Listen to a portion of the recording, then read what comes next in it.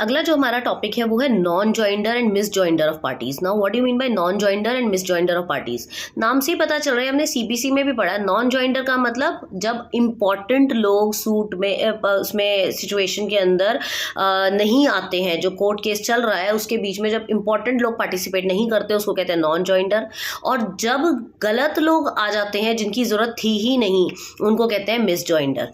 कहने का मतलब है non joinder of the parties refers to the situation in which those parties whose presence is essential, जिन parties का होना बहुत ज्यादा एसेंशियल था और जिनके बिना कोई इफेक्टिव डिक्री नहीं पास हो सकती थी, and in whose absence no effective decree can be passed by the court have not been implemented, उनको बुलाया ही नहीं गया या वो आए ही नहीं, तो उसको हम कहते हैं non joinder. Where a person who is necessary party to the suit has not join the party to the suit, तो उस केस में आपका ये हो जाएंगे नॉन जॉइंडर।